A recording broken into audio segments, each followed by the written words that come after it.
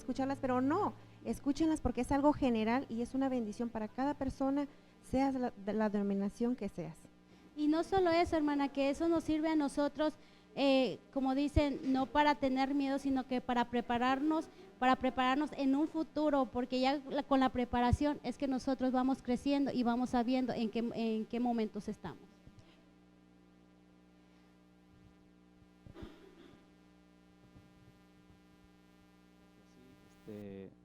Todos los que están escuchando por la radio puedan cambiarse a YouTube, al canal de YouTube, el último mensaje, así de que les voy a dar el conteo para que así ustedes comiencen para toda la audiencia que nos está viendo por YouTube. Perfecto, así de que hermano.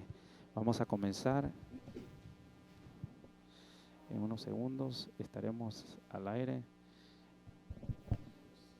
9, 8, 7, 6, 5, 4. Quiero decirles también de que estaremos en Facebook Live. 4, 3, 2, 1.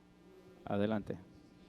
Buenas tardes, hermanos que nos están viendo por YouTube, el último mensaje TV. Les damos la bienvenida a la hermana Linda y la hermana Angélica Caballero. Solamente les queremos decir y les damos la bienvenida porque ya estamos con el pastor. ya estamos al aire, ya el pastor ya está predicando, así que no queremos perdernos nada de eso, pero le damos una cordial bienvenida a todos nuestros amigos, nuestros hermanos que nos escuchan y estemos atentos a este mensaje que trae gran bendición. Y también como nos están viendo por el último mensaje TV, también nos pueden escuchar por Tuner Radio, el último mensaje, y por MixLR, el último mensaje. No se vayan y estaremos con ustedes en unos minutos. Así es, vamos a comenzar con nuestro programa y ojalá puedan disfrutarlos. Vamos al culto, hermano. Josías Lich, estoy hablando de dos pastores no adventistas, pero dos pastores mileritas. Uno de ellos murió en 1844. Ellos básicamente interpretaron las trompetas. Recuerden que los mileritas creían que Jesús iba a volver el 22 de octubre de 1844, cosa que por supuesto no sucedió, porque no era eso lo que quería decir que el santuario sería purificado.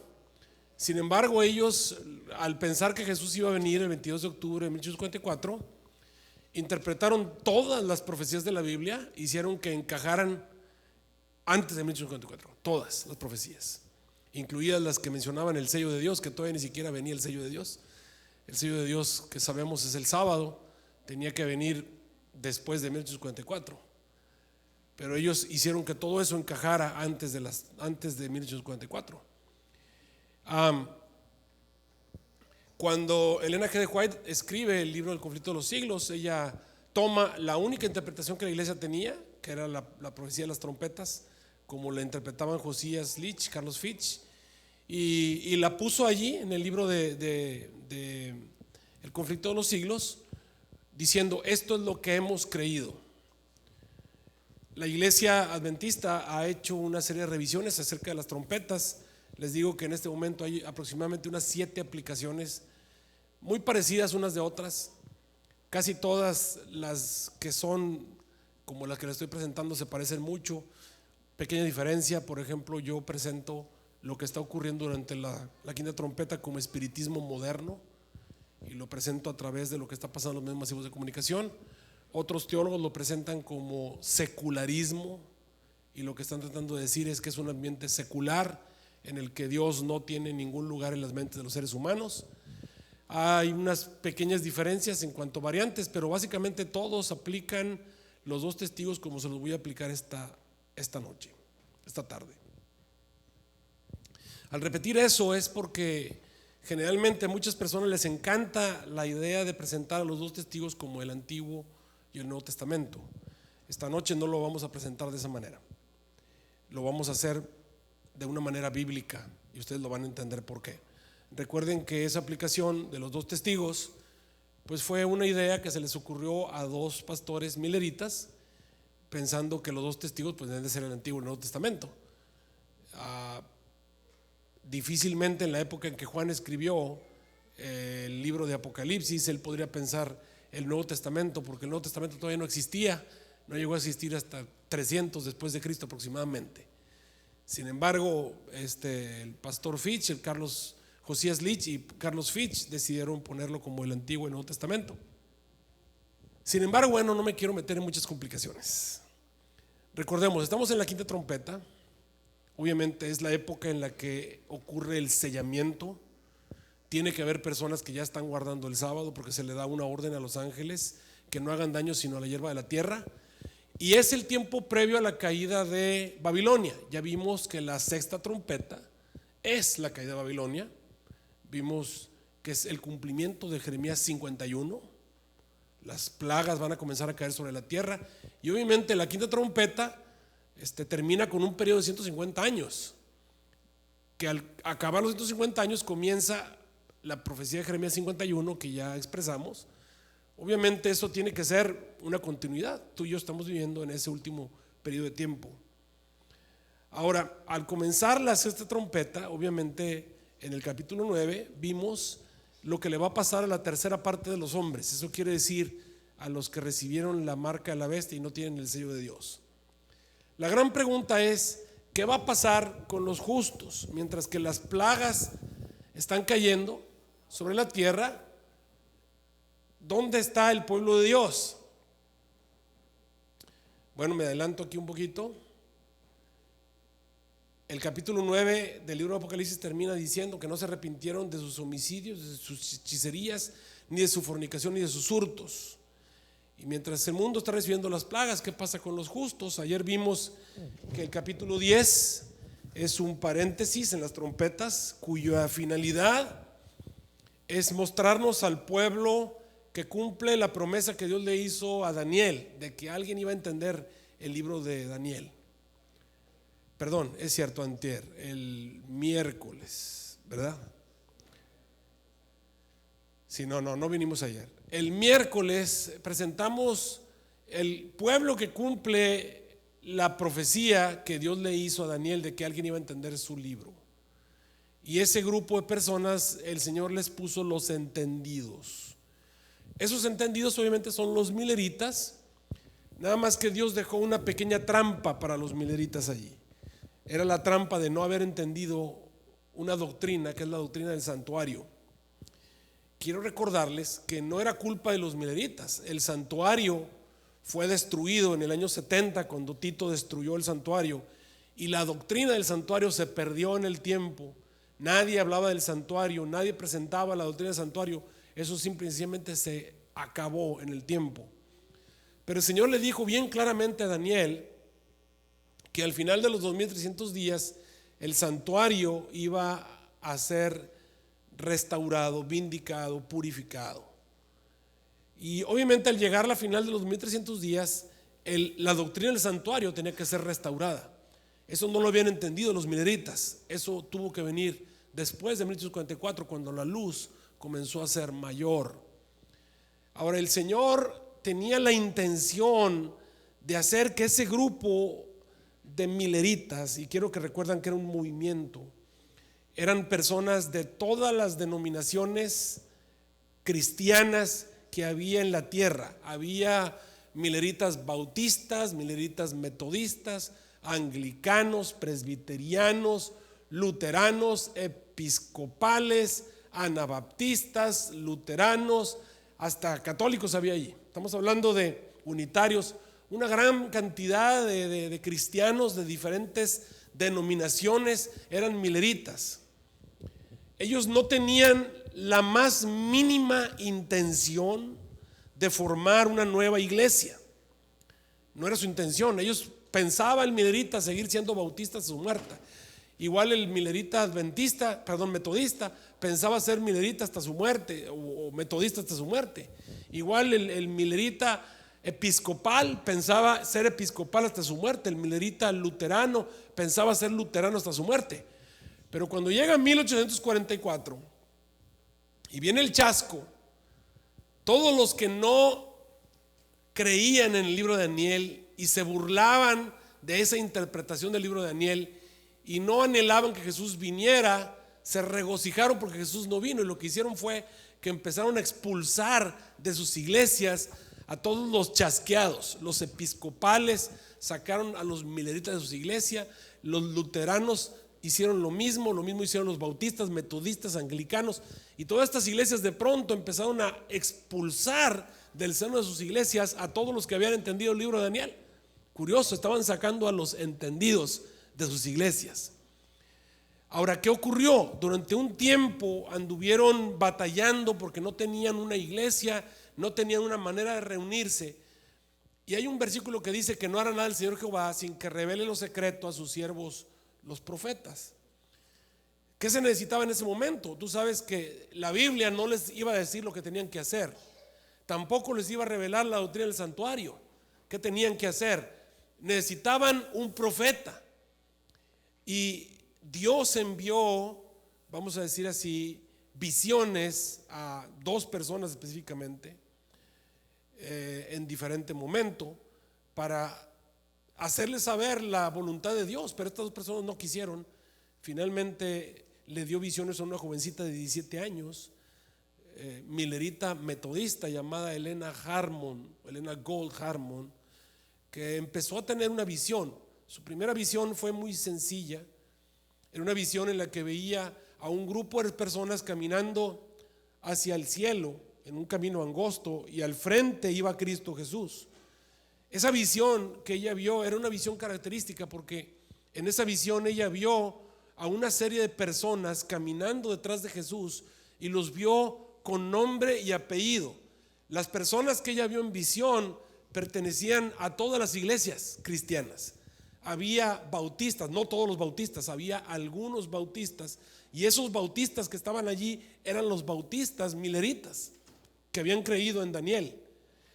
Había en ese grupo metodistas, pero no todos los metodistas, sino los metodistas que habían creído en Daniel, y estaban en ese camino episcopales, anabaptistas, luteranos, anglicanos y de todas las denominaciones, pero eran solamente los que habían creído en Daniel. Ese era el pueblo de Dios. Recuerden lo que el Señor dijo: ninguno de los impíos entenderá, pero entenderán los entendidos.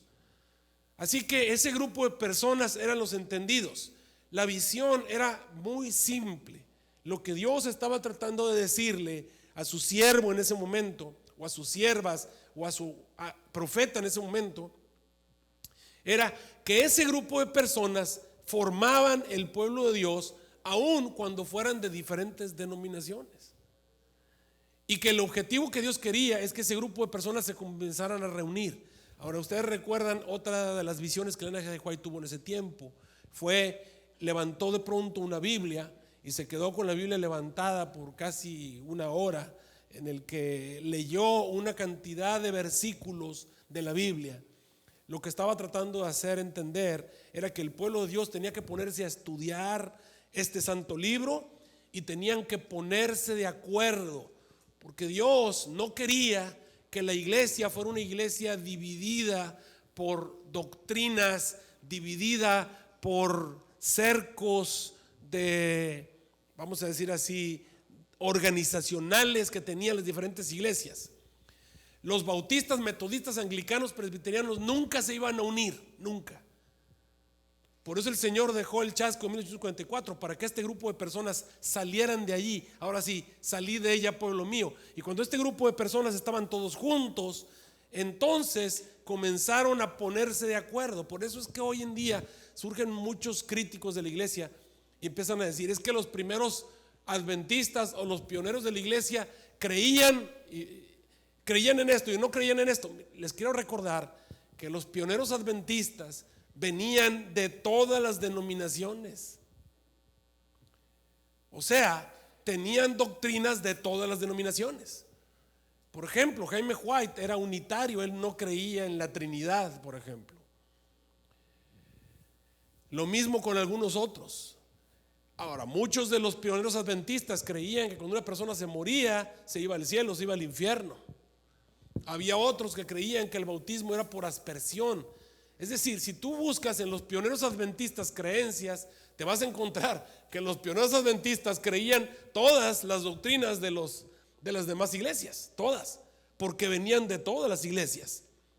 Pero durante 40 años la iglesia adventista, estoy hablando de esos pioneros, estuvieron poniéndose de acuerdo. Eran discusiones que duraban varios días, semanas. Había a veces discusiones acaloradas, pero ellos recordaban bien claramente la visión, que el hermano con el que me acabo de pelear, fulano de tal, es del pueblo de Dios porque lo vieron en visión. Él iba caminando detrás de Jesús. Y eso es lo que los mantenía unidos. De otra manera se habrían peleado y se habrían separado, pero era esa visión, el saber que mi hermano, aunque no estaba de acuerdo, él iba caminando detrás de Jesús, era parte del pueblo de Dios. Ahora lo que teníamos que hacer era encontrar la verdad, porque si tú crees que cuando alguien se muere se convierte en Gasparín, y yo creo que cuando alguien se muere se queda inconsciente, no podemos tener razón los dos. Así que hay que ponernos de acuerdo. Y para ponernos de acuerdo, vamos a ponernos de acuerdo con la Biblia. Veamos quién tiene razón con la Biblia. Estas personas se quitaron el amor de los parientes, el amor de los amigos, se quitaron los prejuicios y empezaron a ponerse de acuerdo. Y durante 40 años la iglesia adventista estuvo haciendo un colador de doctrina para finalmente sacar una doctrina pura, una doctrina que no estuviese en contra de la Biblia. Y por primera vez tenemos a un grupo de personas que creen la verdad tal y como lo enseña la palabra de Dios. En ese momento deciden entonces formar una nueva iglesia, un nuevo movimiento, y le pusieron por nombre Adventistas del Séptimo Día. Incluso hasta el nombre vino a ser motivo de pleito, porque había algunos que creían que se llamara Iglesia de Dios. Finalmente se le puso Iglesia Adventista del Séptimo Día, y ese grupo de personas se pusieron de acuerdo, purificaron la doctrina, sacaron lo que era correcto. Por ejemplo, dijeron, bueno, los bautistas creen que el bautismo es por inmersión y es en el nombre del Padre, Hijo y del Espíritu Santo. Ellos tienen razón, pero están equivocados en que una persona se muere y se va al infierno. Están equivocados. Ahora los metodistas están en lo correcto, en el plan sistemático en la salvación, pero están equivocados en otras cosas, y fueron sacando las equivocaciones y quedándose con la doctrina pura. Y en ese momento tenemos entonces el surgimiento de una iglesia que cumplía con las especificaciones de los 144,000, porque una de las especificaciones de los 144,000 es que en sus bocas no fue hallado engaño. Tú te encuentras, por ejemplo, a alguien de la iglesia bautista que te predica cosas buenas en cuanto a la justificación por la fe, cosas buenas en cuanto al bautismo por inmersión, pero de pronto te dice, cuando te mueres te quedas por ahí penando, te vas al infierno, te vas al cielo. En su boca es hallada engaño. ¿Me estás entendiendo? Los 144,000 tienen que ser un grupo de personas que no te enseñan ninguna falsa doctrina. Es por eso que Dios necesitaba un movimiento. Si no hubiese existido el chasco de 1844, esto no habría pasado, y los mileritas estaríamos en todas las iglesias cristianas, creyendo un montón de doctrinas de acuerdo a las denominaciones en las cuales pertenecemos. Ahora, ¿qué ocurrió después de 1844? Vino luz en cuanto al santuario, y entonces la iglesia adventista comenzó a hacer una doctrina que además nadie más tiene, que es la doctrina del santuario. Ahora, una vez que hemos entendido Apocalipsis 10, recuerden que hubo dos cosas que tenían que cumplirse. No solamente en el tiempo y el medio de un tiempo, sino que también cuando se acabe el esparcimiento del escuadrón del pueblo santo, de acuerdo a Daniel 12. El esparcimiento del escuadrón del pueblo santo. ¿En dónde está el escuadrón del pueblo santo? Pues está esparcido en todas las iglesias. El escuadrón del pueblo santo está esparcido en todas las iglesias. ¿Y cuándo va a venir el Señor Jesús? Cuando se acabe el esparcimiento del escuadrón del pueblo santo. ¿Y cuándo se van a cumplir las maravillas del capítulo 12? ¿Cuándo se va a levantar Miguel? ¿Cuándo se va a acabar la gracia? ¿Cuándo van a comenzar a caer las plagas y va a ser el tiempo de angustia cuando nunca ha sido? ¿Cuándo va a ser? Cuando se acabe el esparcimiento del escuadrón del pueblo santo. ¿En dónde está el escuadrón del pueblo santo? Esparcido. ¿En dónde? En todas las iglesias, en todo el mundo. Por eso el Señor dice, es necesario que te levantes y profetices a muchos pueblos, gentes, lenguas y reyes, para que se acabe el esparcimiento del escuadrón del pueblo santo. Y cuando se acabe el esparcimiento del escuadrón del pueblo santo, entonces podemos acabar con la gracia. Se puede levantar Miguel, puede venir el tiempo de angustia que nunca ha habido, pueden ser libertado tu pueblo, los que están muertos pueden ser resucitados, y los que entendieron van a resplandecer como las estrellas a perpetua eternidad. Es básicamente lo que tiene que ocurrir.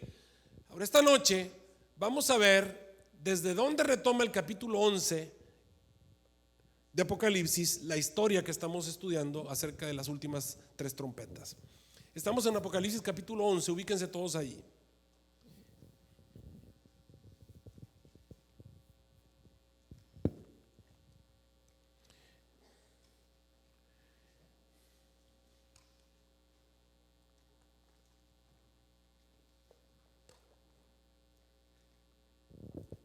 Me fue dada una caña semejante a una vara de medir, y se me dijo: levántate y mide el templo de Dios, y mide el altar y a los que adoran en él, y deja fuera el patio que está fuera del templo, no lo midas, porque es dado a los gentiles. Y estos gentiles hollarán la ciudad santa 42 meses, que son 1260 días. Y daré a mis 2 testigos, y ellos profetizarán por 1260 días, vestidos de sacos. El capítulo 11 del libro de Apocalipsis comienza con una medición del templo.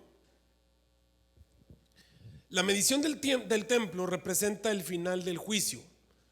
Ahora, ustedes saben que el santuario es una croqueta del plan de salvación, es una maqueta del plan de salvación.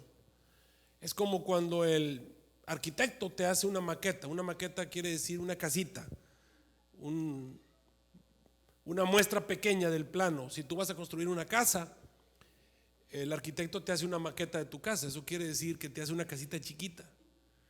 No va a ser tu casa chiquita, sino que allí están incluso guardando las dimensiones de lo que va a ser tu casa en grande. Esa es una maqueta. Cuando Dios hizo una demostración del plan de salvación a través del santuario, Dios nos enseñó cómo el hombre se puede salvar, con lujo de detalles. El santuario es tan extenso y tan complicado, hay una gran cantidad de ritos y ceremonias en el santuario, que podríamos pasarnos meses estudiando el santuario.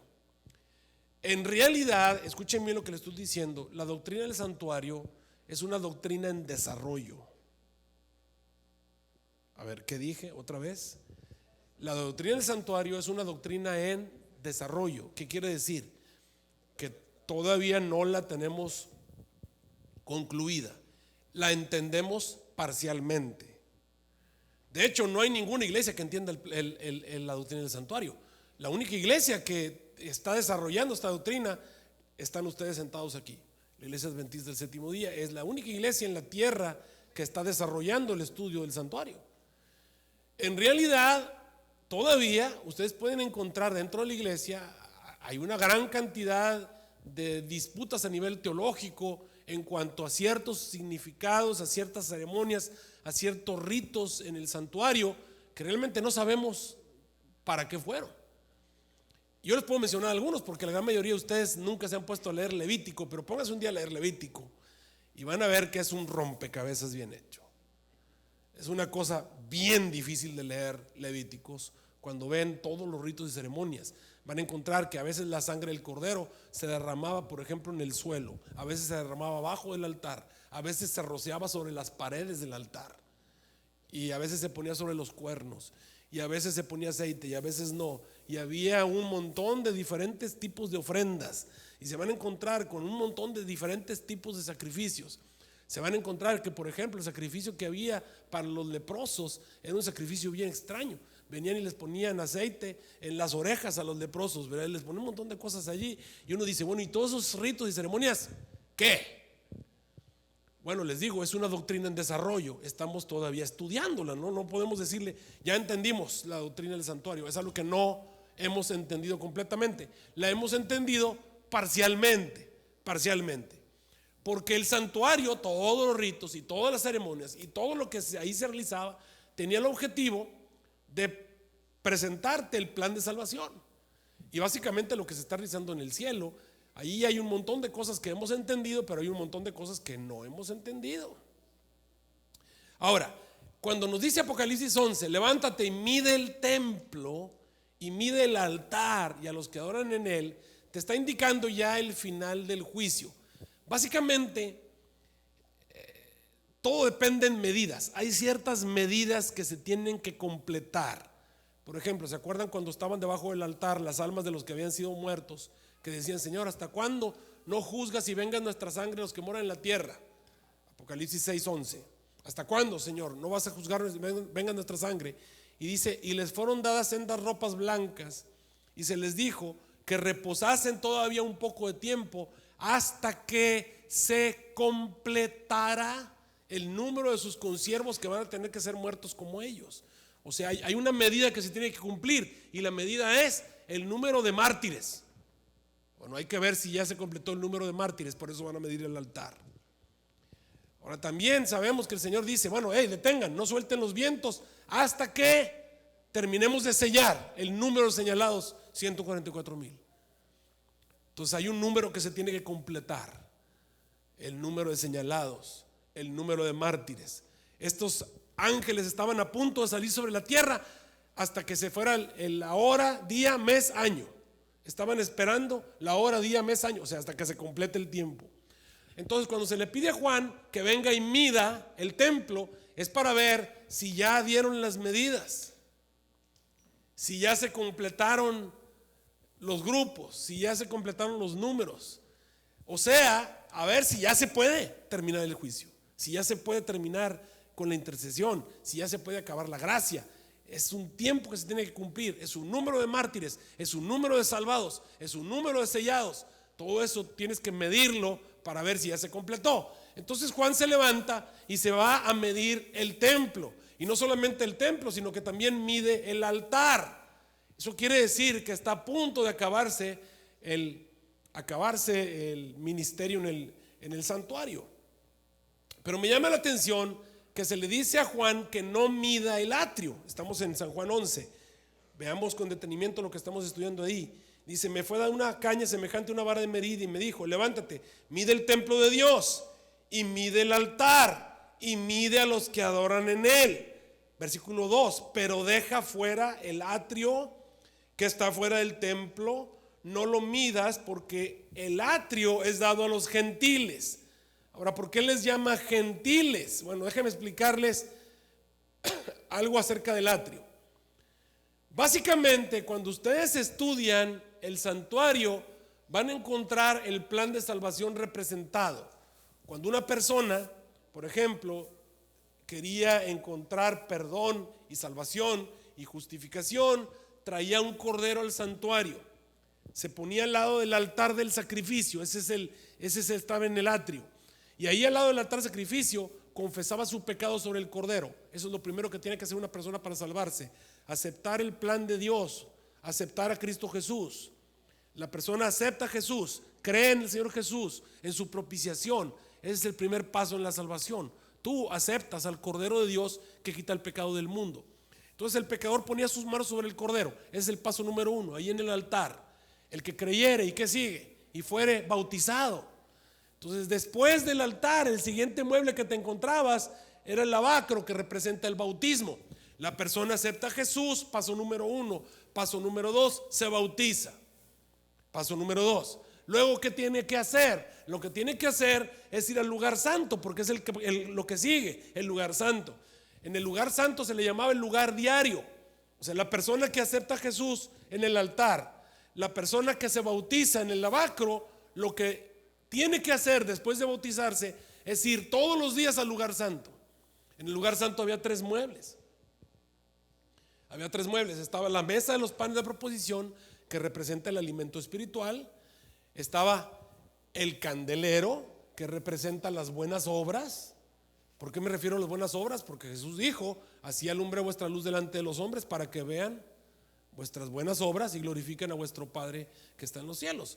Las buenas obras obviamente hechas y guiadas por el Espíritu Santo. Y la persona no solamente tiene que hacer buenas obras, sino que también tiene que permitir que el Espíritu Santo dirija su vida.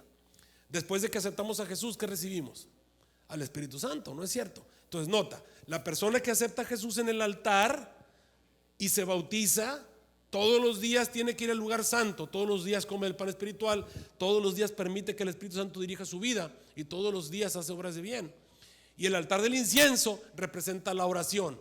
Entonces la persona que acepta a Jesús en el altar se bautiza, todos los días come el pan espiritual, todos los días permite que el Espíritu Santo dirija su vida y todos los días está en comunión con Dios a través de la oración.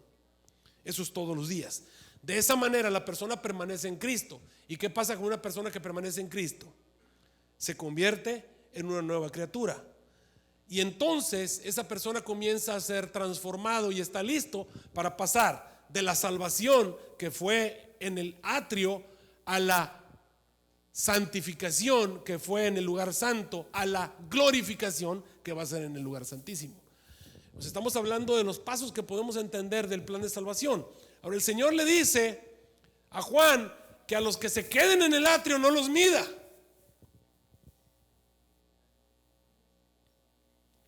O sea, a los que se queden en estos dos muebles, aquí tengo el cursor, si pueden ver la flechita negra, ahí está. A los que se queden ahí, a esos no los midas, con estos dos muebles que están aquí atrás.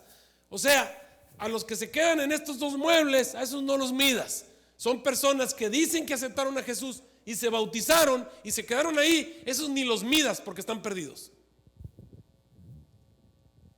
Esto es algo nuevo porque Marcos 16:16 dice que el que creyere y fuera bautizado será salvo.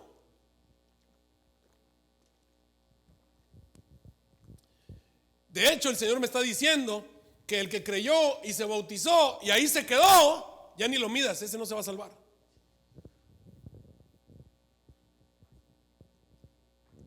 Porque hay un montón de gente que se queda allí, aceptó a Jesús y se bautizó y luego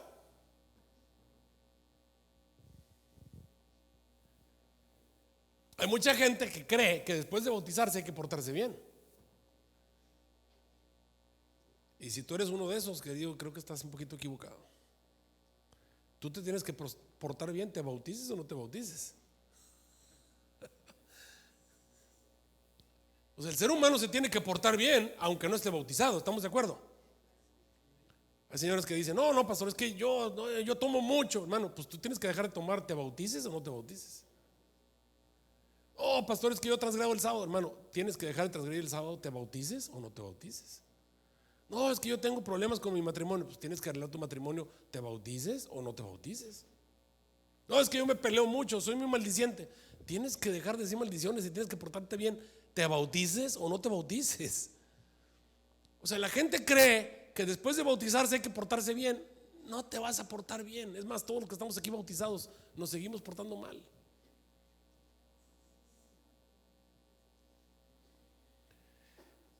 Lo que el santuario me dice que tengo que hacer, fíjate, después de bautizarme, después de que aceptas a Jesús y te bautizas, lo que tienes que hacer, de acuerdo al plan de salvación, es ir al lugar santo. ¿Cuántos? ¿Cada cuánto? Todos los días. Y eso sí lo puedes hacer. Todos los días tienes que ir al lugar santo. ¿Y qué voy a hacer en el lugar santo? Bueno, todos los días tienes que leer la palabra de Dios. Todos los días tienes que orar, hablar con Jesús en oración. Y todos los días debes esforzarte por hacer cosas buenas. Pero porque me voy a salvar por obras. No, tienes que hacer cosas buenas porque esa es parte de tu medicina. El ser humano necesita hacer algo bueno. ¿Para qué? Para ser transformado. Cuando tú haces algo bueno, te cuesta trabajo, pero tienes una idea de tu propia pecaminosidad porque luchas contigo mismo. Por ejemplo, yo soy de Monterrey, ¿no? Y alguien me pide limosna y tiene uno que luchar con uno mismo, ¿te das cuenta?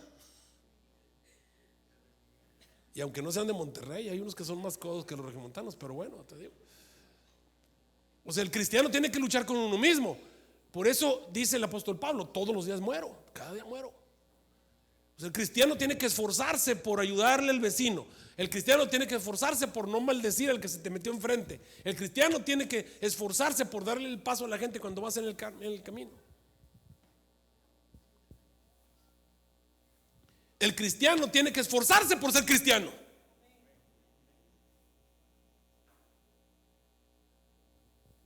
Y es que no puedo. Bueno, pues pídele al Señor que obre en ti el querer como el hacer, por su buena voluntad. Ahora, la persona tiene que estar comunicándose con el Señor en oración y tiene que estar estudiando su palabra y tiene que estarse esforzando por hacer el bien. ¿Y cuándo hace eso? Todos los días. La persona que aceptó a Jesús y se bautiza y está en el lugar santo todos los días, esa persona el Señor la está contando como salva. ¿Me estás entendiendo? Pero el que nomás aceptó a Jesús y se bautizó y hasta ahí, ese ni lo midas. Ese ni lo midas. De hecho el Señor dice, no lo midas, porque el atrio es dado a los gentiles. La palabra gentil quiere decir extraño. ¿Por qué es extraño? Porque no conoce a Jesús, no ha caminado con Jesús. ¿Cómo caminas tú con Jesús? Pues orando, hablando con Él todos los días. Esa es la manera en la que tú caminas con Jesús. ¿Cómo más? Pues escuchando sermones, escuchando cantos del Señor, leyendo la Biblia. Así es como yo camino con Jesús. ¿Cómo más? Haciendo su voluntad. No todo el que me dice Señor, Señor entrará en el reino de los cielos, sino el que hace la voluntad de mi Padre que está en los cielos. Así que automáticamente San Juan dice, el Señor le dice a San Juan, los que se quedaron en el atrio, no los midas, esos son gentiles. Los gentiles van a estar hollando la ciudad santa 42 meses. 42 meses es el periodo de los 1260 años o 1260 días de los cuales hablamos. Dice, y yo les voy a dar mis dos testigos, estoy en el versículo 3, y ellos profetizarán por 1260 días vestidos de sacos. O sea, 1260 días vestidos de sacos. 1260 días vestidos de sacos quiere decir con muchos problemas. La Edad Media, la época en la que el papado reinó desde el 538 hasta 1798, fue una época terrible para la predicación del evangelio, y el pueblo de Dios batallaba mucho para poder sobrevivir. Una época en que ser contrario al romanismo era estar condenado a muerte. Versículo 4, hablando de los dos testigos. ¿Quiénes son los dos testigos? Y vamos a interpretar los dos testigos. Y para eso vamos a ver lo que la Biblia dice. Estamos en Apocalipsis 11. Estos dos testigos son las dos olivas y los dos candeleros que están delante del Dios de toda la tierra. ¿Qué dijo que son? Las dos olivas y los ¿qué? Dos candeleros delante del Señor. Si yo te digo un gigante y 5 piedras, ¿a dónde quiero que vayas? Y si te digo un barco y muchos animales, ¿a dónde quiero que vayas? Y si te digo una burra que habla, ¿a dónde quiero que vayas? Bueno, ahora me están diciendo 2 olivas y 2 candeleros. ¿En dónde está eso en la Biblia? Eso está en Zacarías. Vamos a Zacarías. Zacarías capítulo 4. Y vamos a ver si está allí. Vamos a Zacarías capítulo 4 y veamos si ahí están las 2 olivas y los 2 candeleros a los que nos está enviando.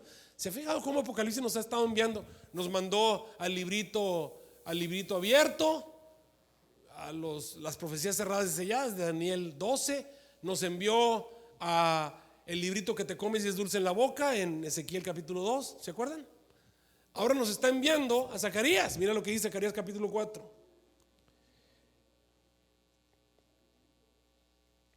Zacarías capítulo 4 versículo 11 dice, y yo hablé más y dije, Señor, ¿qué significan estas 2 olivas a la derecha del candelero a su izquierda? Hablé aún de nuevo y le dije, ¿qué significan las 2 ramas de oliva que por medio de 2 candeleros de oro vierten aceite como oro? Ahí están las 2 olivas y los 2 candeleros.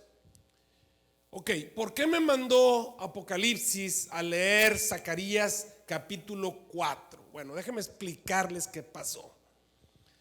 En la época del profeta Zacarías y el profeta Ageo, el pueblo de Dios había regresado de Babilonia a una Jerusalén en reconstrucción. El templo de Jerusalén estaba destruido. El templo estaba destruido. Entonces Dios le pidió a 2 personas que reconstruyeran el templo de Jerusalén. Recuerden que el templo de Jerusalén había sido construido por Salomón. Salomón, que fue el rey más rico que alguna vez tuvo Israel, y prácticamente tuvo todo el material que su papá le había conseguido durante muchos años. Estoy hablando de David. Obviamente, el templo de Salomón era una obra impresionante, una de las grandes maravillas de la antigüedad, un templo hermoso, lleno de oro, llenos de obras de arte, llenos de cosas maravillosas. Pero ese templo fue destruido por Nabucodonosor.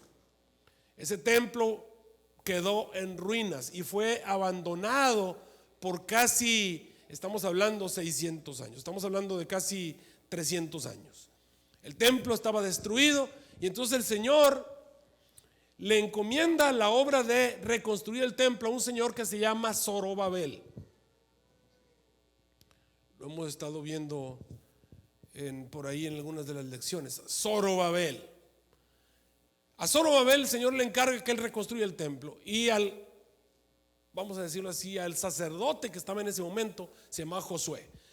Josué y Zorobabel son los encargados de reconstruir el templo, y cuando Zorobabel va a ver el lugar donde estaba el templo, que era el monte de Sión, se encuentra con unas tremendas piedras enclavadas en el suelo, se encuentra con unas tremendas hondonadas y con unas situaciones totalmente no uniformes en las cumbres de ese monte. No encuentra un lugar en el que se pueda construir y se da cuenta que es una misión muy difícil. Aparte de eso no tiene ejército, aparte de eso no tiene fuerza, aparte de eso no tiene dinero, tiene a todas las naciones que están a su alrededor que los tienen en jaque, no los dejan avanzar, tiene enemigos por todos lados, no tiene permisos ni autorizaciones. Y cuando Zorobabel se pone a hacer una lista de todas las posibilidades de construir el templo, se da cuenta que reconstruir el santuario es una misión imposible. Hablando de misiones imposibles, una misión imposible, por ejemplo, reconstruir la doctrina del santuario. Es una doctrina en desarrollo. Misión imposible, predicar el evangelio a toda nación, tribu, lengua y pueblo.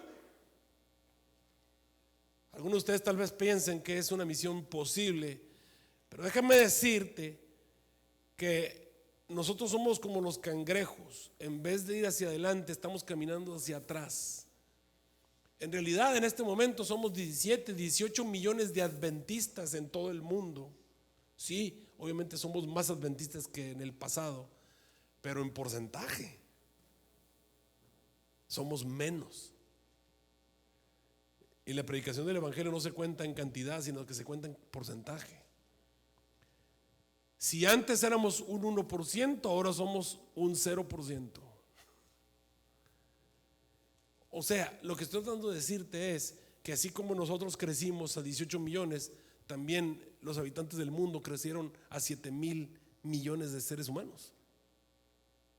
Y nuestros 17 millones comparados con los 7,000 millones de seres humanos son mucho menos porcentaje que lo que éramos hace 50 o hace 100 o hace 172 años, cuando el movimiento milerita surgió.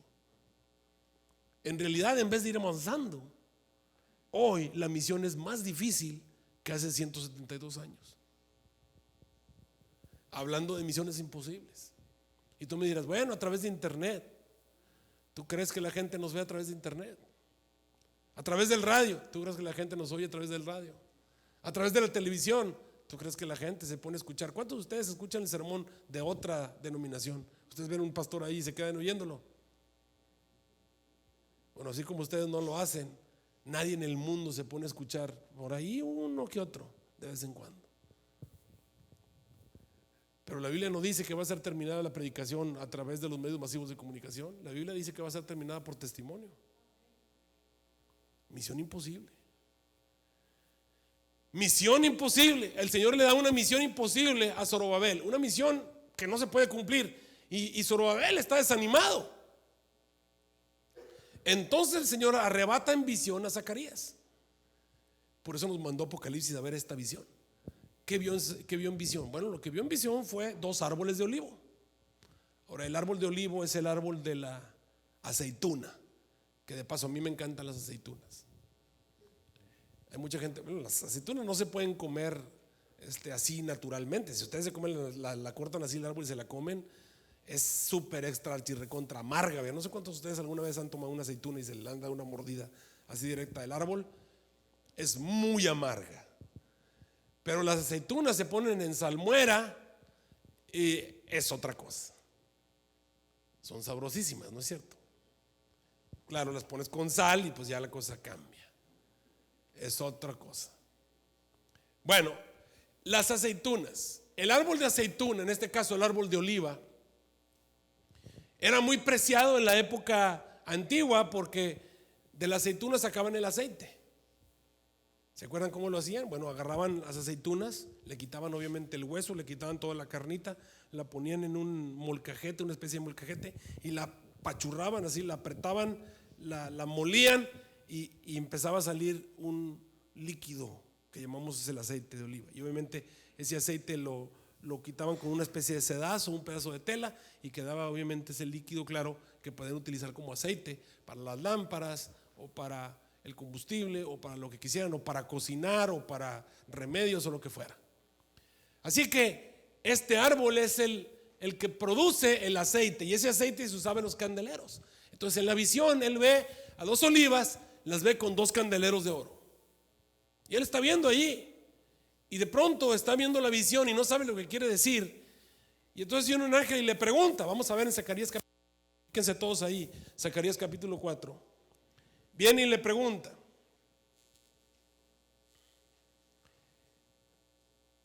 Y el ángel que hablaba conmigo, versículo 5, Zacarías 4, 5. Y el ángel que hablaba conmigo respondió y me dijo: ¿sabes qué quiere decir esto? Y yo le dije: Señor mío, no lo sé. Entonces él respondió y me habló diciendo: esta es la palabra de Jehová a Zorobabel, en la que le dice: mira, Zorobabel, no es con ejército ni con fuerzas, sino con mi espíritu, dice Jehová de los ejércitos. Ese gran monte delante de Zorobabel será reducido a una llanura. Él sacará la primera piedra con afirmaciones de gracia y gracias a ella. Es decir, esta misión tenía el propósito de decirle a Zorobabel que no es con una fuerza humana, ni con poder humano, ni con riquezas, ni con estrategias humanas como se logran las misiones imposibles. Las misiones imposibles se logran con el poder del Espíritu Santo. Así que Apocalipsis 14 me empieza diciendo que los dos testigos tienen una misión imposible que cumplir. Tienen que reconstruir el santuario, tienen que predicar el evangelio a toda nación, tribu, lengua y pueblo, y no lo van a lograr con poder humano. Necesitan el poder del Espíritu Santo. Eso es lo que nos está tratando de decir. Pero ¿quiénes son los dos testigos? Bueno, sigamos leyendo. Estamos en Apocalipsis. Apocalipsis capítulo 11, versículo 4 y 5.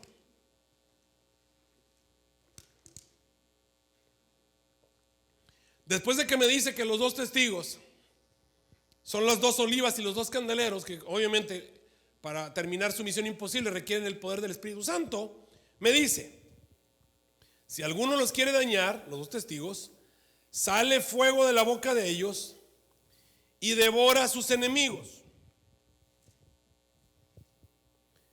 Si alguno les quiere hacer daño, es necesario que sea muerto. Okay. ¿Quién en la Biblia hizo que de su boca saliera fuego y consumiera a sus enemigos, a los que le querían hacer daño? Bueno, ese fue Elías. ¿Quién dije que fue? Elías. En Segunda de Reyes capítulo 1 se van a encontrar al profeta Elías. Sucede que el rey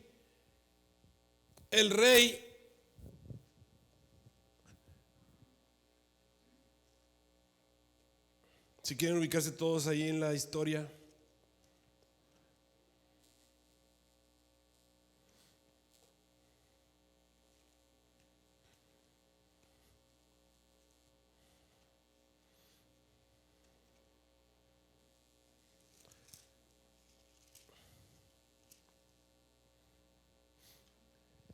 se puso enfermo, se cayó de una de las celosías de su casa.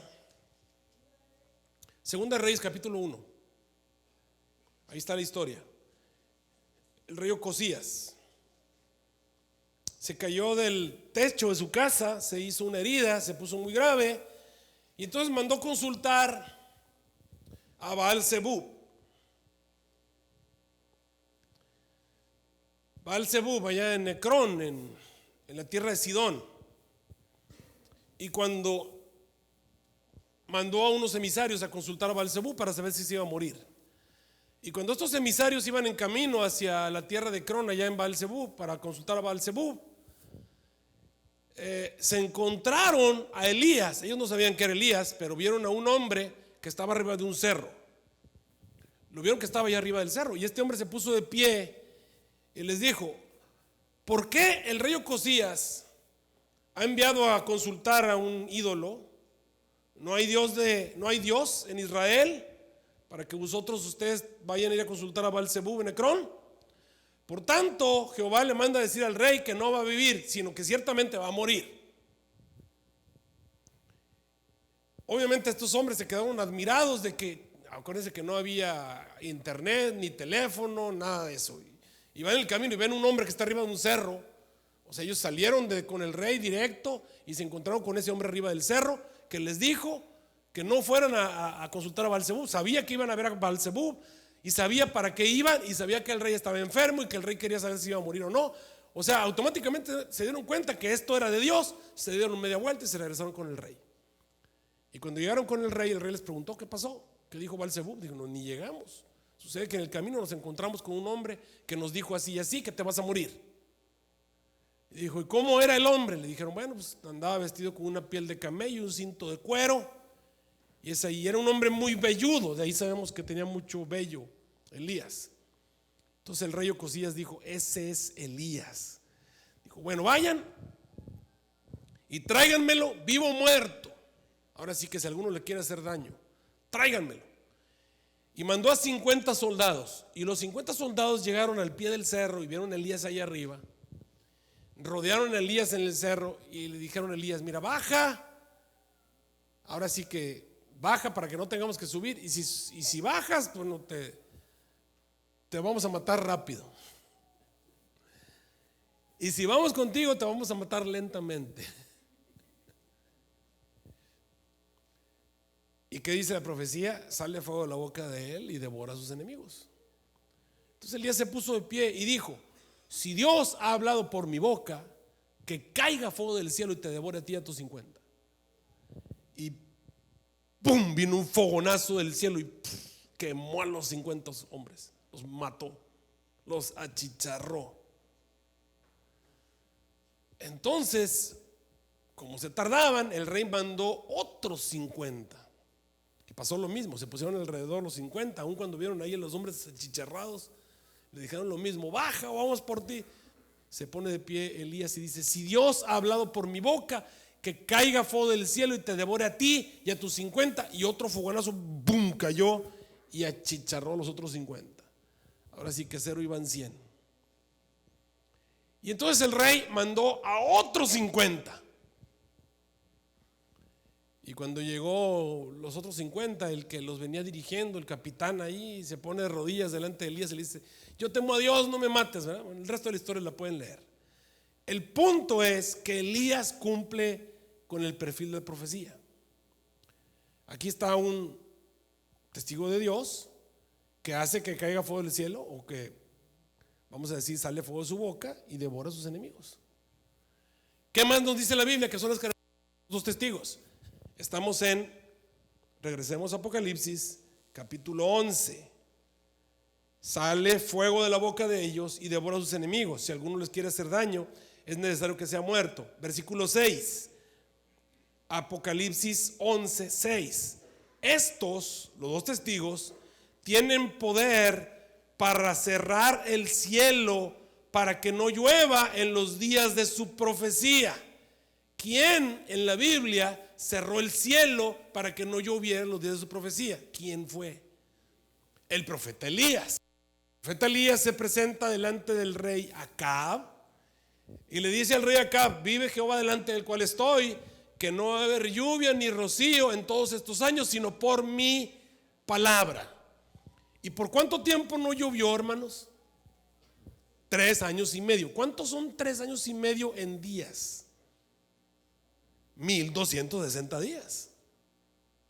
Acuérdense que en ese tiempo los 360 días era un año.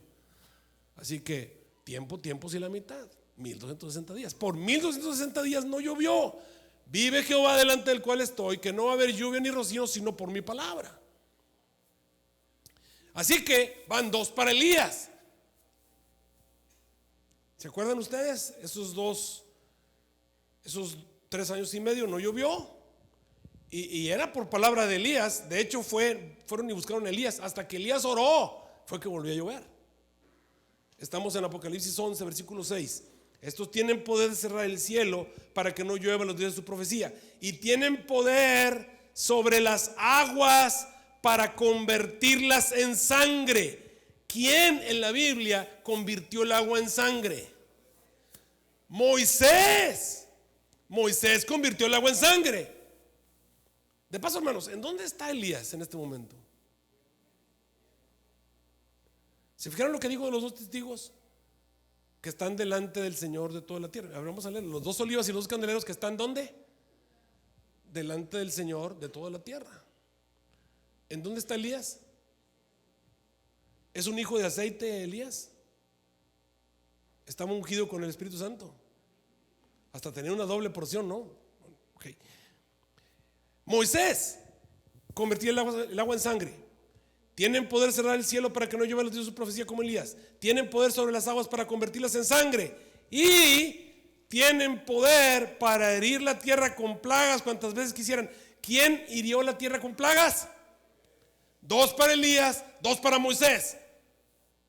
¿En dónde está Moisés, hermanos? Entonces los 2 testigos bíblicamente, ¿quiénes son? Moisés y Elías. Alguna vez Moisés y Elías vinieron a la tierra y se presentaron los 2 separados por épocas, porque Moisés vivió mucho antes de Elías. Alguna vez Moisés y Elías estuvieron delante del Señor de toda la tierra, aquí en la tierra. Sí, en el monte de la transfiguración, Moisés y Elías estuvieron delante del Señor toda la tierra, ¿de acuerdo? Sí. Interesante. ¿Y a quién representan Moisés y Elías? Bueno, para empezar, Moisés representa a la gente que se va a salvar, porque acuérdense que Moisés se va a salvar, Moisés se salvó, pero tuvo que morirse y luego lo resucitaron, ¿verdad? Entonces Moisés representa a todos los que se van a salvar, a todo el pueblo de Dios que ya está muerto, pero que cuando Jesús venga por segunda vez van a resucitar al igual que Moisés. Entonces Moisés representa a los salvos, al pueblo de Dios que va a ser resucitado. ¿Y Elías cómo se fue al cielo? Entonces Elías representa a los salvos que van a ser llevados al cielo sin ver muerte. Por lo tanto, Moisés y Elías representan al pueblo de Dios. El pueblo de Dios son a quienes se les ha encomendado las misiones de predicar a toda nación, tribu, lengua y pueblo. El pueblo de Dios es la que tiene que recibir la porción del Espíritu Santo. El Espíritu Santo no desciende sobre la Biblia, el Espíritu Santo desciende sobre personas.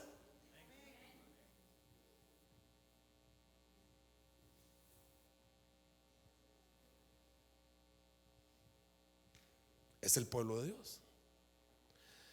¿Hay alguna profecía en la Biblia? ¿Hay alguna profecía en la Biblia donde estén Moisés y Elías? ¿Habrá alguna profecía en la que en la Biblia te digan Moisés y Elías, te los mencione por nombre? Aunque usted no lo crea, sí. ¿Y en dónde está esa profecía? Está en el libro de Malaquías. Mira, vamos a Malaquías. La forma más rápida, vete a Mateo 1 y dale vuelta hacia atrás. Ahí está Malaquías. Y no se preocupen, hermanos, no son diezmos y ofrendas. Y vamos a leer todo el capítulo de Malaquías 4, todo el capítulo. Ya les vi cara de asustados. Son 6 versículos, así es. Y mira, vamos a ver lo que dice allí. Obviamente Moisés y Elías representan al pueblo de Dios. Pero mira lo que dice Malaquías 4. Porque aquí viene el día ardiente como un horno. y todos los soberbios y todos los que hacen maldad serán estopa. Aquel día que vendrá los abrazará, ha dicho Jehová de los ejércitos, no les dejará ni raíz ni rama. Hermanos, eso que está ahí, que estamos leyendo, ¿ya ocurrió o todavía está en el futuro? El día ardiente como un horno, ¿ya vino? No, el día ardiente como un horno es en la venida de Cristo, ¿estamos de acuerdo? Aquí vendrá el día ardiente como un horno, ese todavía no viene, está en el futuro. Y todos los soberbios y todos los que hacen maldad serán estopa. Aquel día que vendrá los abrazará, ha dicho Jehová de los ejércitos, el cual no les dejará ni raíz ni rama. Además, lo podemos entender como el milenio, al final del milenio, cuando descienda fuego del cielo y consuma a todos los pecadores. Versículo 2. Mas a vosotros, los que teméis mi nombre, nacerá el sol de justicia, y en sus alas traerá salvación, y saldréis y saltaréis como becerros de la manada, y hollaréis a los malos, los cuales serán ceniza bajo la planta de vuestros pies en el día que yo hago, ha dicho Jehová de los ejércitos. ¿Ok? ¿Qué tenemos que hacer? ¿Para qué me da esta profecía? Nomás me está diciendo que nos van a quemar. Sí, que van a quemar los pecadores. Sí, pero ¿qué tengo que hacer? Versículo 4. Acuérdense de la ley ¿de quién? Ah, cara, ya apareció Moisés. Acuérdense de la ley de Moisés. Miren, este versículo me encanta para que se lo presenten a un pentecostés, a un bautista, metodista, anglicano, todos los que no quieren guardar el sábado, todos se lo agarran. Y le dicen primero, le dicen, a ver, vamos a leer Malaquías 4. Malaquías 4. Y le dices, el día ardiente como un horno, ¿está en el futuro o en el pasado? Y te va a decir, no, pues está en el futuro, el día ardiente como un horno. Ok, fíjate cuál es la recomendación de Malaquías. La recomendación de Malaquías para prepararme para el día ardiente como un horno es que guarde la ley de Moisés. ¿Qué tengo que hacer? ¿Guardar qué? La ley de Moisés. Y entonces te va a decir, no, porque son retesquivos para ese tipo de cosas, ¿no? Te encuentran un montón de excusas para no guardar el sábado. Y te dicen, no, pues entonces hay que hacer los sacrificios y la circuncisión y todas las leyes levíticas y los ritos y las ceremonias. Y te van a empezar con esa que ya te cansan cuando te dicen ese tipo de cosas. Pero gracias a Dios, que Dios fue más específico. Acordaos de la ley de Moisés. Mira lo que sigo leyendo ahí. Acordaos de la ley de Moisés, mi siervo, al cual le encargué en Horeb. ¿En dónde?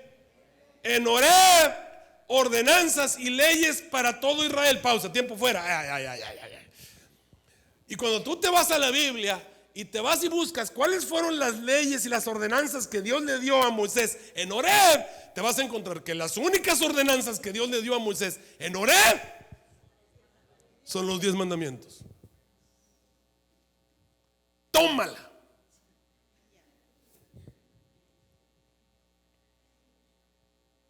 Lo único que le dio en Horeb fueron los 10 mandamientos. Así que más específico no puede ser. 10 mandamientos.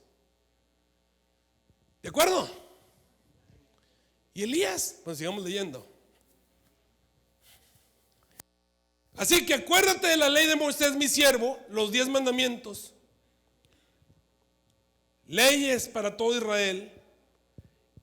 Y aquí, versículo 5, yo les voy a mandar ¿a quién? A Elías el profeta. Ándale. Antes que venga el día de Jehová grande y terrible, Él convertirá el corazón. Misión imposible. Él convertirá el corazón de los padres a los hijos y el corazón de los hijos a los padres. No sea que yo venga con destrucción y hiera la tierra. A ver, pausa, vamos por partes. Malaquías 4 me dice que antes que venga el día ardiente como un horno, para prepararme, tengo que obedecer la ley de Moisés. O sea, guardar los 10 mandamientos. Y tengo que cumplir con la misión de Elías el profeta. ¿Y cuál era la misión de Elías? ¿Qué era Elías? Elías era un profeta. Ahora, ¿cómo se le llama al don de profecía en la Biblia? A ver, Apocalipsis 19:10. ¿Se acuerdan cómo se le llama? Se le llama el testimonio de Jesucristo, exactamente. El testimonio de Jesucristo. Por lo tanto, de acuerdo a lo que acabo de entender en Malaquías 4, los dos testigos, Moisés y Elías, representan a todos los que guardan los mandamientos de Dios, como Moisés, y tienen el testimonio de Jesucristo como Elías. Está eso en el Apocalipsis. ¿Contra quién se va a hacer guerra Satanás? Contra los que ¿qué y qué? Guardan los mandamientos de Dios y tienen el testimonio de Jesucristo. Moisés y Elías son los que guardan los mandamientos de Dios y tienen el testimonio de Jesucristo. Los dos testigos son los que guardan los mandamientos de Dios y tienen el testimonio de Jesucristo. Son los que surgieron leyendo a Daniel, capítulo 10 de Apocalipsis, que guardan los mandamientos de Dios, incluido el sábado, adventistas desde el séptimo día, y tienen el don de profecía. Por eso el Señor les dio el linaje de White, y más adelante tienen una misión imposible. Tienes que levantarte y profetizar a muchos pueblos, gentes, lenguas y reyes, y tienes que reconstruir el santuario. Los dos testigos es la iglesia adventista del séptimo día.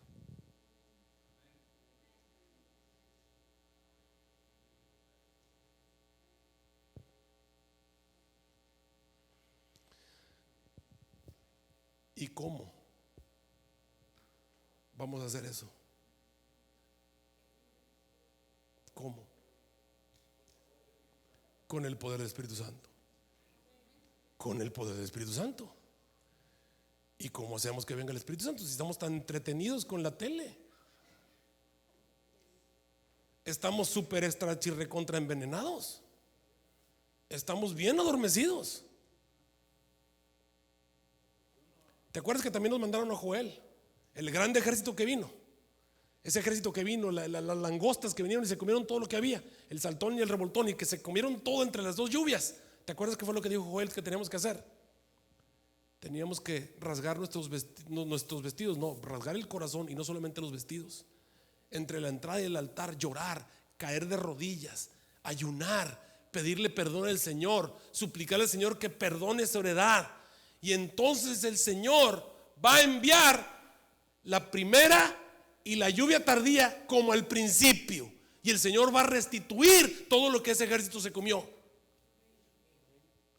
¿Te das cuenta cómo cada cosa cae en su lugar una vez que lees la profecía? Regresemos. Tenemos una misión imposible.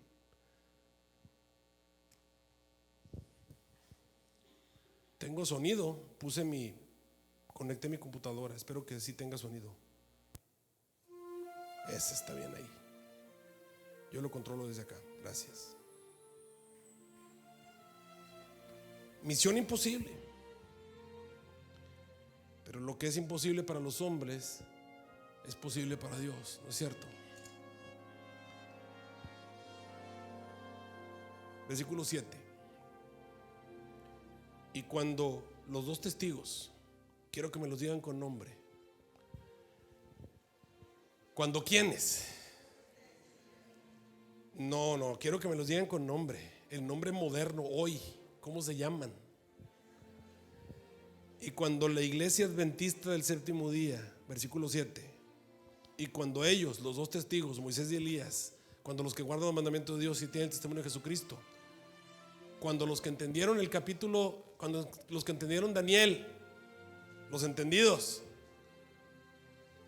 que guardan los mandamientos de Dios y tienen el testimonio de Jesucristo, que hoy se llaman adventistas del séptimo día, y cuando los adventistas del séptimo día estén acabando su testimonio, queridos hermanos, ¿ya terminamos de dar testimonio? No, entonces el versículo 7 es futuro para ti y para mí. El versículo 7 ya es el futuro. ¿Qué va a pasar cuando estemos a punto de acabar nuestro testimonio? ¿Qué va a estar pasando? Bueno, dice la Biblia, y cuando ellos hubieran acabado de dar testimonio, la bestia que sale del abismo. ¿Quién es el que sale del abismo, hermanos?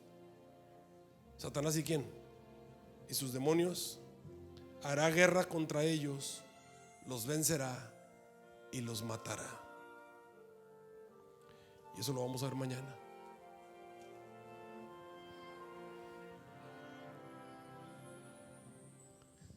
Y eso lo vamos a ver mañana. Es hermoso saber quiénes somos, porque estamos aquí. ¿No es cierto? se da uno cuenta que Dios ha guiado todo.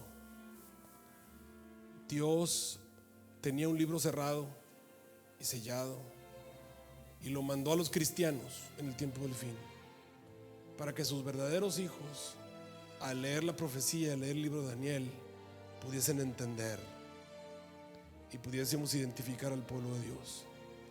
Y Dios puso un chasco allí, una trampita, para que todos esos cristianos quedaran entrampados, los sacaran de sus iglesias, y al salir de sus iglesias el Señor los guió para que hicieran una purificación doctrinal, se encontraran con el sábado y se encontraran con el santuario. Dios quería que esta iglesia surgiera, tenía una misión para ellos. ¿Sabes cuál es la misión? Es la misión de Elías. ¿Para qué servía Elías? Para hacer que lloviera otra vez. 1260 años de sequía. Dios quiere que vuelva a llover. Necesita que venga la lluvia otra vez. Pero es en base a la oración, es en base al revivamiento y la reforma, que la lluvia tardía va a venir otra vez. Y esa lluvia tiene que venir, porque de otra manera no podemos terminar la predicación del evangelio. Y hay un requisito: sí, ya se cumplió el tiempo, tiempos y la mitad, pero todavía falta que se acabe el esparcimiento del escuadrón del pueblo santo. ¿Y te acuerdas cuáles fueron las palabras de Jesús? Será predicado el evangelio del reino por, y entonces vendrá el fin. Ah, qué requisito tan difícil,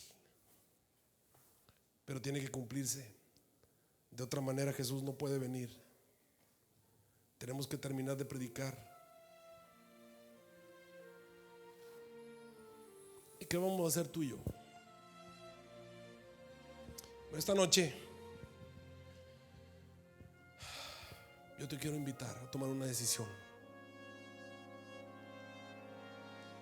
El Señor Jesús necesita que tú trabajes para Él.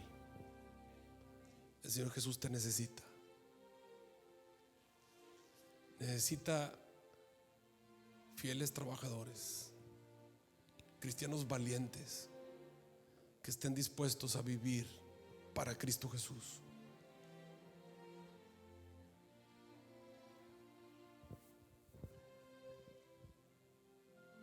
Cuando vino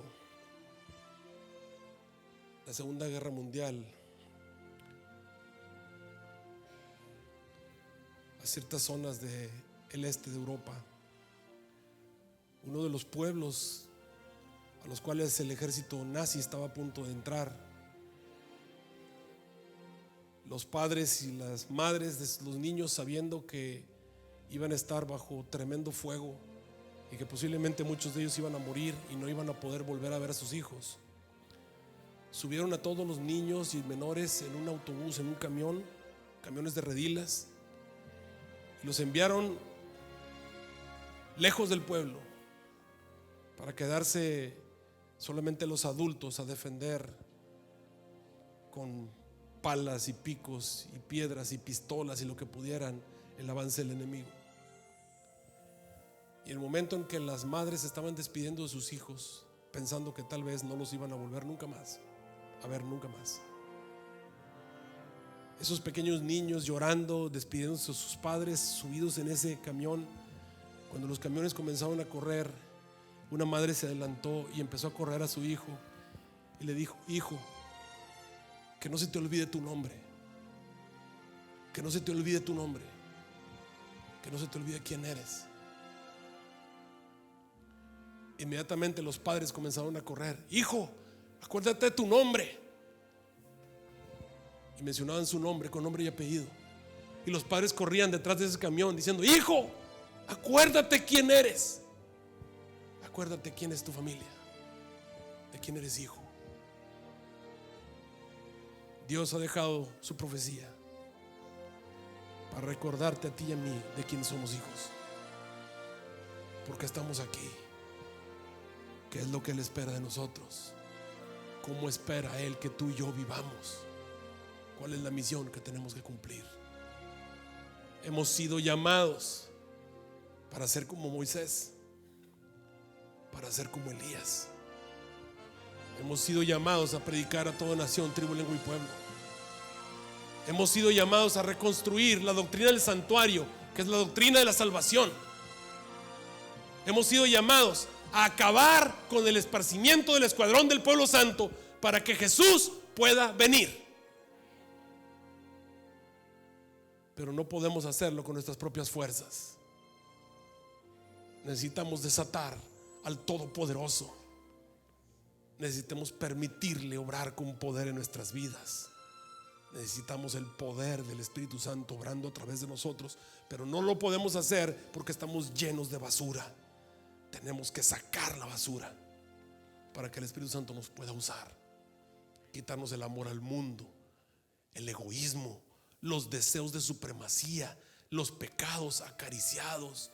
Y Dios ha estado esperándonos 172 años para que esta iglesia, el movimiento adventista, el movimiento milerita, cumpla con la misión por la cual fue llamado a existir. El movimiento profético predicho por Dios ha tardado 172 años en cumplir con la misión que el Señor les encomendó. Se nos ha olvidado nuestro nombre. Ya nos estamos peleando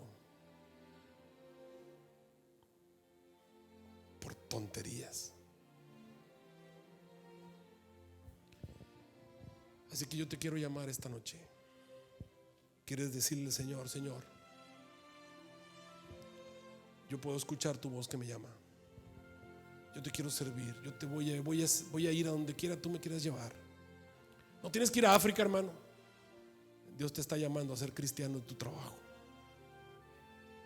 Dios te está llamando a ser cristiano en la escuela.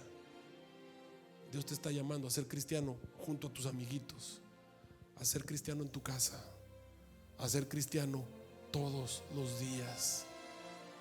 No solamente aceptaste a Jesús y te bautizaste. Él espera que vayas todos los días al lugar santo. Dios te está llamando a vivir a la altura del nombre que tienes, del apellido que llevas. Cristiano, hijo de Dios. Uno de los dos testigos, uno de los entendidos, que van a resplandecer como el resplandor de las estrellas a perpetua eternidad. Así que, querido hermano, ¿estás dispuesto a responder el llamado del Señor? A vivir a la altura de la luz que has recibido, a cumplir con tu misión, a cumplir con la parte que te toca. Todos los que ya son parte de nuestra iglesia, que ya fueron bautizados y que ya tienen su nombre escrito en el libro de la iglesia, este lugar es para ti. Y este lugar, como cada noche, es para todos aquellos que esta noche han entendido. Dicen: oye, yo también quiero ser parte de ese pueblo. Señor, tal vez no tengo mi nombre anotado en el libro de la iglesia, pero quiero tener mi nombre anotado en el libro de la vida. Y yo también te quiero servir. Y yo también quiero ser hijo tuyo. Si tú estás al lado de alguien que tiene que venir a este lado, dice: yo paso contigo para que no vayas solo. Así que mientras yo canto este himno, ¿por qué no vienes aquí a consagrarte al Señor y me dejas orar juntamente contigo esta noche? Ponerte en las manos de Dios. Ven aquí, querido hermano, a decirle al Señor Jesús que tú le vas a seguir, que tú le vas a servir, que vas a ir a cualquier parte donde Él te quiera llevar. Esta noche, Señor, nos ponemos de pie aquí en esta iglesia en Fort Worth para decirte que te vamos a servir, que vamos a ir a cualquier parte donde tú nos quieras llevar, porque somos tus hijos, porque tú nos has llamado. Dame oídos para oírte, dame pies y andaré, manos para el afligido, dame fe, te seguiré. Vamos a caminar contigo, Señor. Dame amor por el perdido, que yo sea del mundo luz.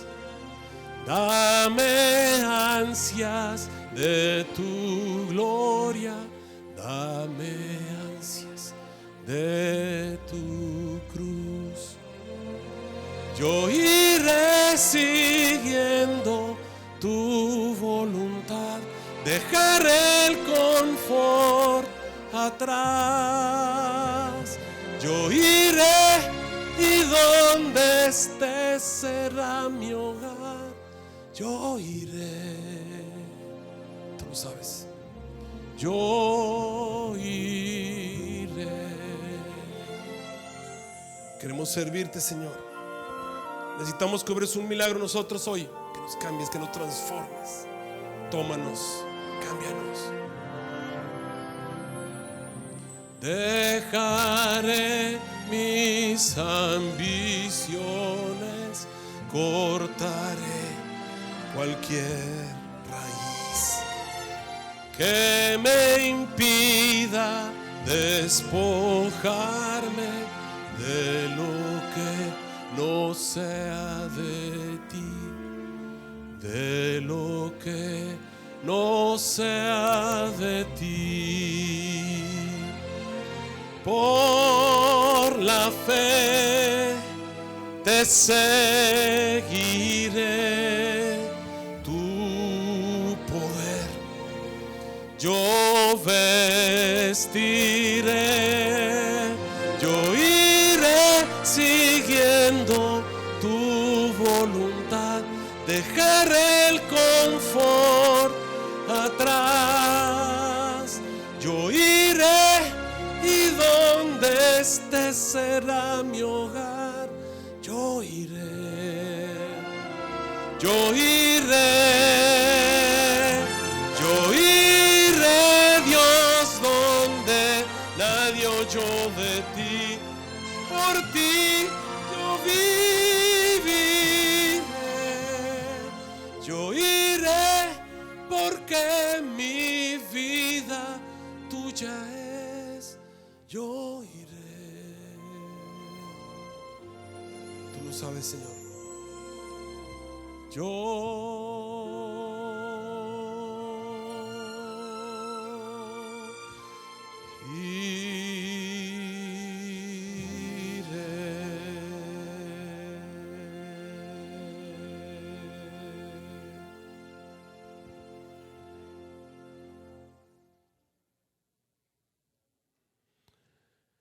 El día de mañana va a haber una ceremonia bautismal aquí en la iglesia.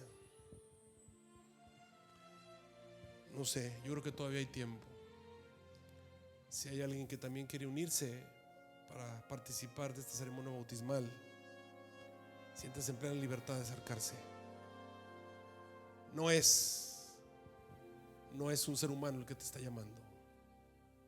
Es el Rey de Reyes, Señor de Señores, Cristo Jesús. Estas interpretaciones que tú has leído en la Biblia han hecho vibrar tu corazón. Ese es el Espíritu Santo tocando la puerta de tu corazón. Has llegado a entender, no es por fuerzas humanas, es porque Dios está en esta iglesia y Él te está llamando. Es tiempo de tomar decisiones. Es tiempo de unirse al pueblo de Dios. Es tiempo de ser llamado por su nombre. Este es un movimiento. Hay muchas ovejas en otros lugares que tienen que ser llamados. Y las ovejas de Dios oyen su voz y la conocen. Tú sabes que es el Señor Jesús el que te está llamando. Es hoy. Es hoy que tienes que tomar una decisión. Es hoy que tienes que ponerte de su parte. Nuestro Dios y nuestro Padre Celestial, esta noche nos hemos puesto de pie, entendiendo que tenemos una misión imposible que cumplir y no tenemos ninguna fuerza para lograrlo. Solamente es mediante tu poder. Y si no tenemos tu poder es porque hay demasiada basura, demasiada suciedad, inmundicia en nuestras vidas. Necesitamos que tú nos cambies, que nos transformes, que tú nos limpies. Obra un milagro hoy en nosotros. Estamos aquí, Señor.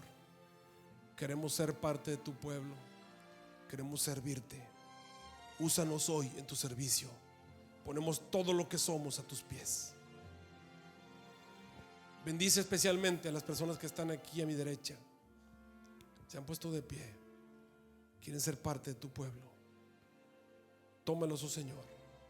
Úngelos con tu poder. Que muy pronto puedan bajar a las aguas bautismales, ser llamados de tu nombre, tomar tu bandera y llevar tu palabra a todas las personas que los rodean. Te lo suplico en el nombre de Cristo Jesús. Amén. Que el Señor les bendiga, queridos hermanos. Mañana en la mañana vamos a terminar con la sexta y la séptima trompeta, pero vamos a ver qué va a pasar con nosotros, con los dos testigos.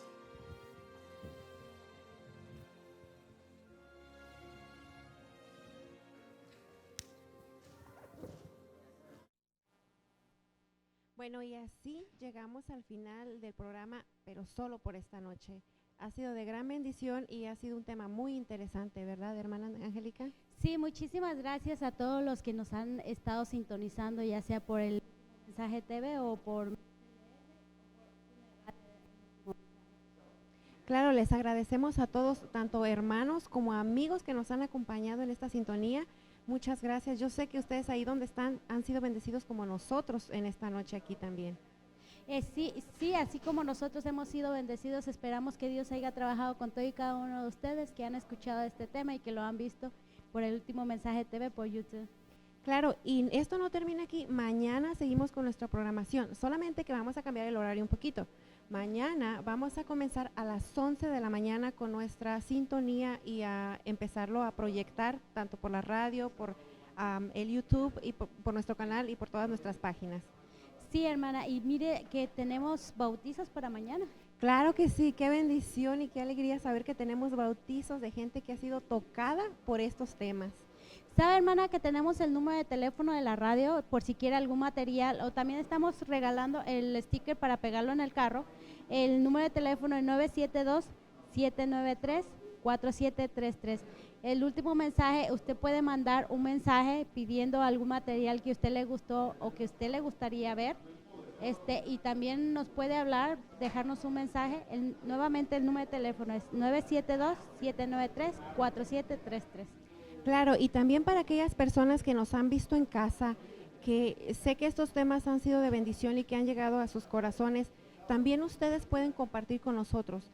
Si alguno de ustedes, Dios ha tocado su corazón y de la misma manera ustedes quieren venir a nuestra iglesia el día de mañana, quieren entregarse en los brazos del Señor, ustedes pueden acompañarnos también. Si tienen alguna pregunta, si tienen alguna duda o simplemente quieren saber más acerca del bautizo, pueden llamar para cualquier cosa. Les voy a dar el número de teléfono del pastor Mardones, que es de esta iglesia de Salim. El número es 956-792-1605.